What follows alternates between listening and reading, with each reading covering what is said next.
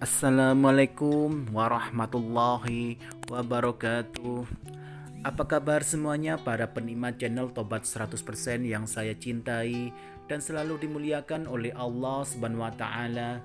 Pastinya saya selalu mendoakan kalian semua semoga panjang umur, sehat sekeluarga, banyak rezeki, dijauhkan dari segala bentuk musibah dan diberkahi hidupnya oleh Allah Subhanahu wa taala.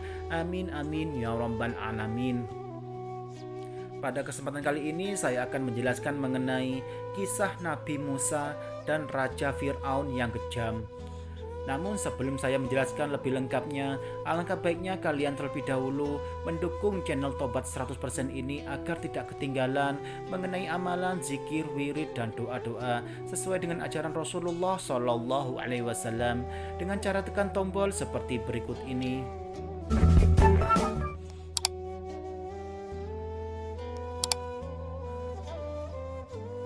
Terima kasih sudah mendukung channel Tobat 100%. Semoga channel ini selalu membawa keberkahan dan menjadi tempat terbaik dalam mencari ilmu agama Islam ke depannya sesuai dengan ajaran Rasulullah Shallallahu Alaihi Wasallam. Amin amin ya rabbal alamin. Kisah Nabi Musa dan Raja Fir'aun yang kejam. Kisah Nabi Musa alaihissalam telah diabadikan di dalam Al-Quran. Nama Nabi Musa di Al-Quran disebutkan sebanyak 136 kali. Berdasarkan perjalanan Nabi Musa, pada akhirnya diketahui bahwa Allah Subhanahu wa taala tidak menyukai perbuatan sewenang-wenang ataupun yang menganiaya orang lain. Itulah sebabnya salah satu perintah Allah Subhanahu wa taala kepada Nabi Musa adalah untuk melawan raja yang berkuasa pada zaman itu, yaitu Fir'aun. Nabi Musa alaihissalam merupakan salah satu nabi dan rasul yang dikaruniai mukjizat yang luar biasa oleh Allah Subhanahu wa taala. Nabi Musa merupakan rasul ulul azmi dan termasuk dalam satu dari 4 nabi yang dikaruniai kitab, yaitu kitab Taurat. Kisah Nabi Musa alaihissalam.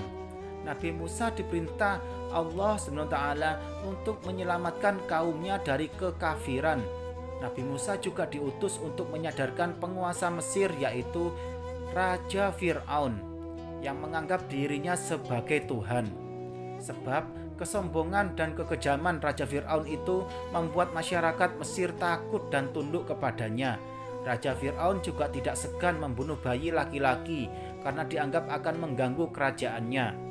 Di dalam Al-Quran, sewaktu bayi, Nabi Musa sengaja dihanyutkan oleh ibunya di sungai Nil agar tidak dibunuh oleh bala tentara dan pengawal Raja Fir'aun.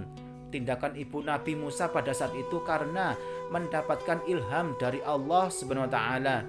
Kemudian di hilir sungai, istri Raja Fir'aun justru menemukan Musa yang bersih dan bercahaya, lalu dipungut oleh keluarga Fir'aun. Nabi Musa tumbuh menjadi sosok yang cerdas dan berakal yang sempurna. Nabi Musa dewasa merantau meninggalkan Mesir menuju Madian, dan di sana dirinya bertemu dengan Nabi Syuaib alaihissalam, lalu menikah dengan salah satu anaknya.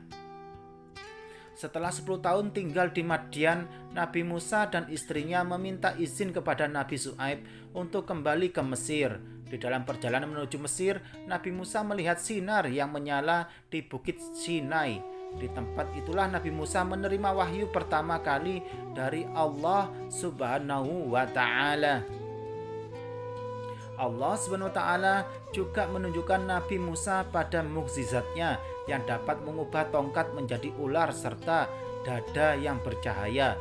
Selain itu, Nabi Musa juga mendapatkan tugas untuk memberikan peringatan pada Fir'aun dan pengikutnya. Nabi Musa mengajak masyarakat Mesir untuk menyembah Allah Subhanahu wa taala dan berbuat kebaikan. Namun aksi Nabi Musa malah menyulut emosi Fir'aun.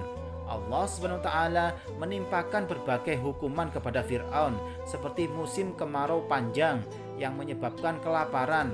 Allah Subhanahu wa taala juga menimpakan angin topan, belalang, kutu, katak hingga darah untuk Fir'aun.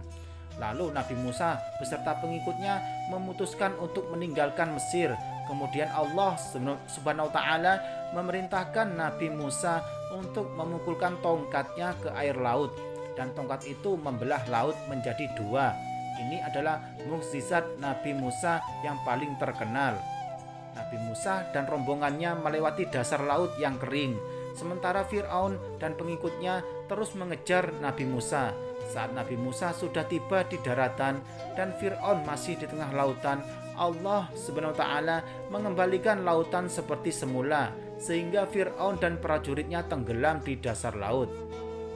Nah, itulah penjelasan dari saya yang diambil dari berbagai sumber terpercaya. Semoga bermanfaat dan bisa menambahkan keimanan kepada Allah Subhanahu wa taala. Amin amin ya rabbal alamin. Apabila ada salah kekurangan dan salah kata penjelasan dari saya mohon maaf yang sebesar-besarnya karena saya tidak sempurna. Kesempurnaan hanya milik Allah Subhanahu wa taala. Sekian, terima kasih, semoga bermanfaat. Wassalamualaikum warahmatullahi wabarakatuh.